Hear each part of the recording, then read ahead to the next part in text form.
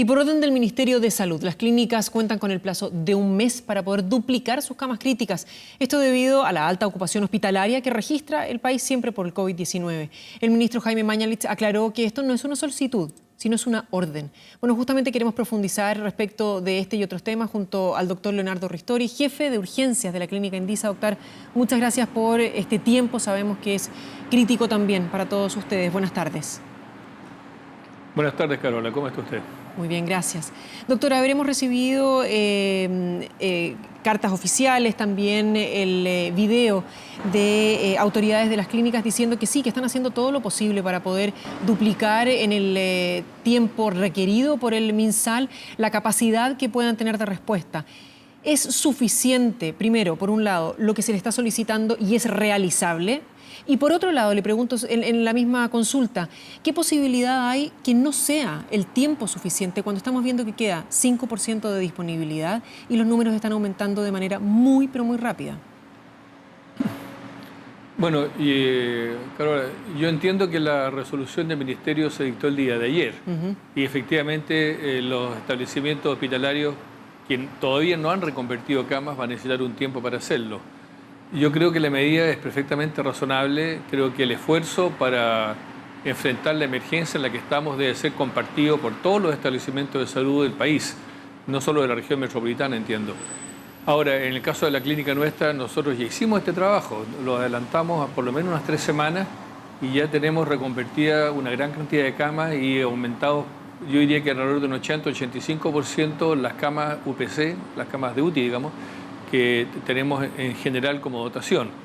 Eso significa ponerle ventiladores y disponer de personal para que se atiendan.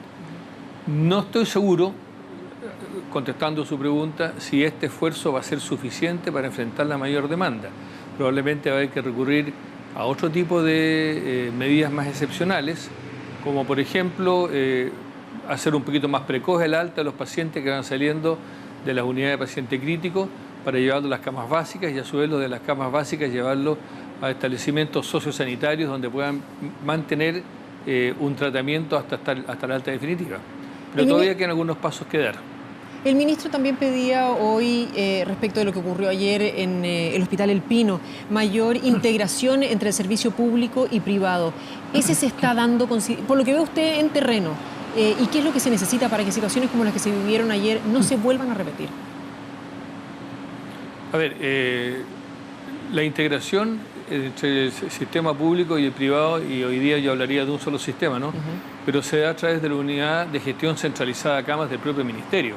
Es el ministerio el que permanentemente está informado de las camas de las cuales las clínicas disponen y que se ponen a disposición del ministerio, y ellos son los que asignan las camas y solicitan los cupos. De manera que si en algún momento falló esa integración, no ha sido por responsabilidad de las clínicas que tendrían que actuar como receptoras. Pero yo entiendo que nada es inmediato. Ya trasladar un paciente, sacarlo de un lugar, cuando nosotros informamos una cama que está disponible, no significa que esté disponible de inmediato, hay que hacer aseo terminal, etc. Entonces eso tiene un delay de 1 hora, 2 horas, y eso puede ocasionar esta visión de que no se está suficientemente integrado. La verdad es que yo creo que la integración existe. Los recursos lo que pueden resultar escasos. Y justamente hablando de recursos, doctor, la posibilidad de realizar exámenes PCR para poder tener la confirmación en función de si un paciente es o no positivo de COVID-19, ¿tienen los suficientes? Sí, Carlos, nosotros tenemos lo suficiente y entiendo que el país lo tiene, pero quiero recordarle que nosotros, por lo menos en los servicios de urgencia, no dependemos de la PCR para hacer el diagnóstico. El diagnóstico a través de la PCR es solamente una confirmación que informamos al Ministerio para que tenga una estadística al día de los casos efectivamente confirmados. Nosotros trabajamos con alta sospecha diagnóstica y a esa llegamos sin la PCR, porque no podemos depender de un examen que demora 24 o 48 en llegar. Nosotros, para nosotros los pacientes con el cuadro clínico compatible y con un escáner de tórax compatible, lo consideramos PCR, lo consideramos COVID-19 positivos sin la PCR y los tratamos, los aislamos y los manejamos como tal. Doctor, hay miedo entre la población. Veíamos declaraciones antes que decían, llevo 4 o 5 horas esperando que mi marido lo atienda, hay gente esperando en ambulancias que pudiese ser atendida. Se está tratando de evitar que esto vuelva a ocurrir. Pero ¿cuál es el mensaje que da un poco usted a la ciudadanía respecto de lo que ve usted en la urgencia a diario? Lo crítico que es esta situación y para usted que tienen una experiencia constante, ¿cómo ven el momento de la pandemia en nuestro país? Yo creo que estamos probablemente iniciando el momento más delicado, más difícil, y hoy día se habló de nuevos casos, de una incidencia, de nuevos casos de más de 3.500, ya, lo que es un número muy elevado y yo espero que no se mantenga más allá de esta semana porque va a significar un estrés enorme sobre los servicios sanitarios. Ahora, sí, no podemos evitar que la gente tenga temor, es lógico que lo tenga, las informaciones de prensa, la realidad que vive el país hace que esto ocurra. Y yo no quisiera que hubiera pánico, pero me parece razonable un cierto grado de temor que haga que la gente cumpla con la medida más importante que hemos recomendado incansablemente, que es la cuarentena y el aislamiento social. ¿Ya? Una parte del trabajo la tenemos que hacer nosotros, sin duda, pero yo diría que la mayor parte todavía depende de la población y de parte de ellos estamos esperando una respuesta. No se olvide que estos casos que estamos viendo ahora aumentados obedecen a lo que pasó hace unos 10 o 12 días atrás. Y si miramos lo que pasó hace 10 o 12 días atrás, vemos que efectivamente no hubo un cumplimiento todo lo que hubiéramos querido del aislamiento y de las cuarentenas razonables que se habían planteado. Doctor, hasta ahora hemos tenido buen tiempo. Está usted ahí afuera de la clínica, vemos que está nublado durante esta jornada, se esperan lluvias para mañana en la capital, empieza a ser más frío, parece que el invierno está llegando finalmente. ¿Cuál es la ocupación respecto de la urgencia de situaciones normales, de simplemente lo que vivimos cada invierno? Bueno, nosotros cada invierno tenemos un problema significativo con los niños, porque si empieza a circular el virus respiratorio sincicial, para el cual no se ha descrito todavía, no se ha inventado una vacuna, ¿ya? Y por lo tanto los chicos caen con bastante frecuencia. Pero afortunadamente el aislamiento de la gente, que los chicos no vayan a la escuela, en fin, todo esto ha significado que en este año por lo menos el VRS no lo hayamos visto.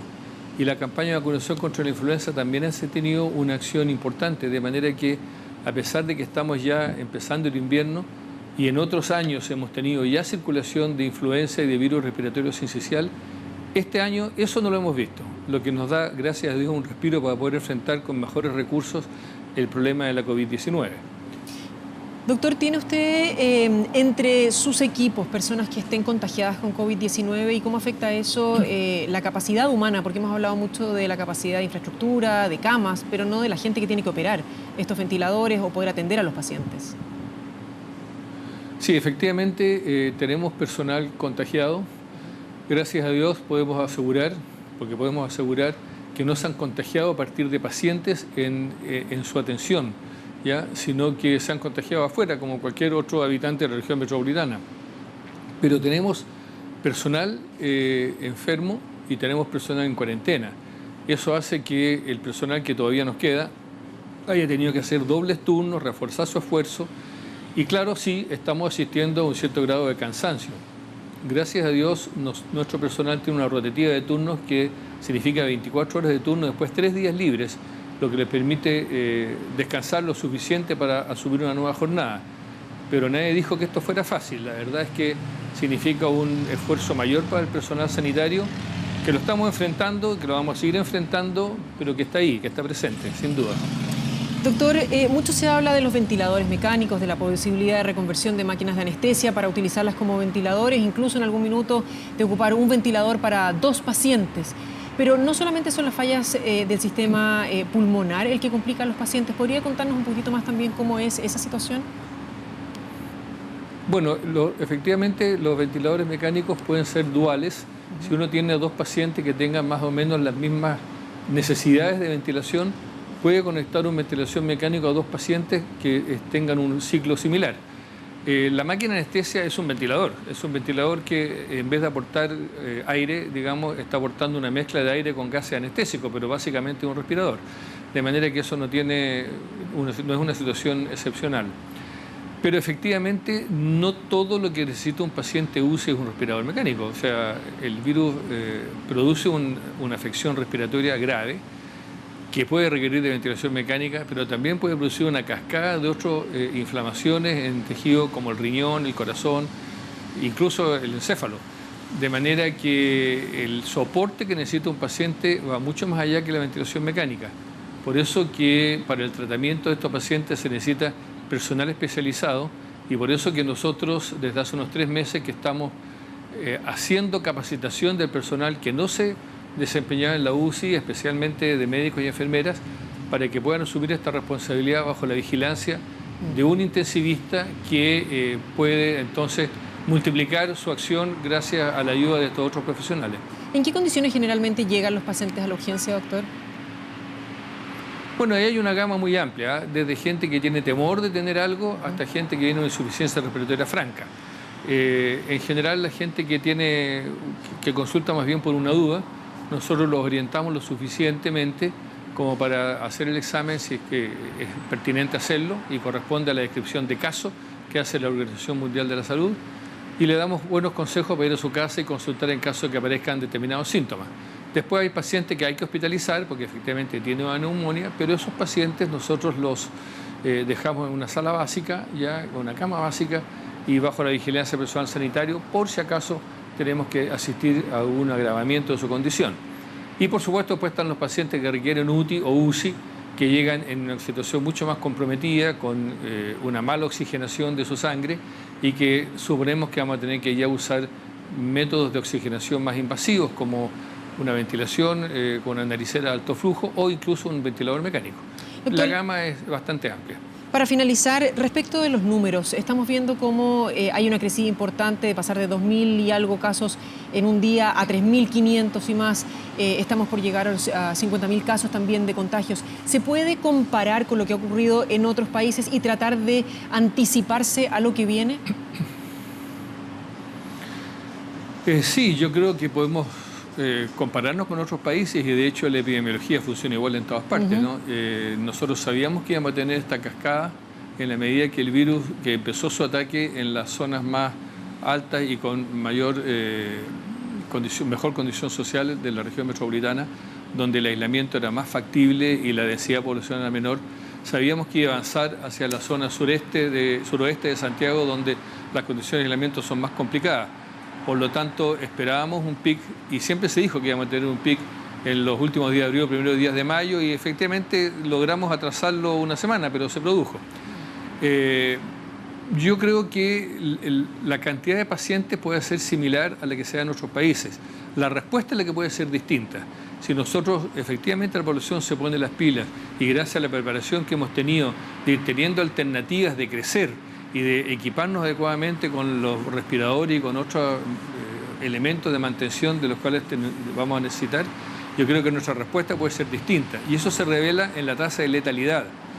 Puede que nosotros tengamos una curva epidemiológica de incidencia igual que otros países, pero nuestra letalidad sigue siendo muy baja, lo que habla de la buena oportunidad y de la buena calidad de los tratamientos que los pacientes están recibiendo.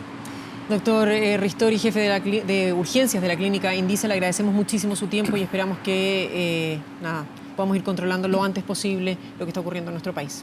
Buenas tardes. Gracias a usted, Carola, y cuídese mucho. Igual usted, doctor. Gracias.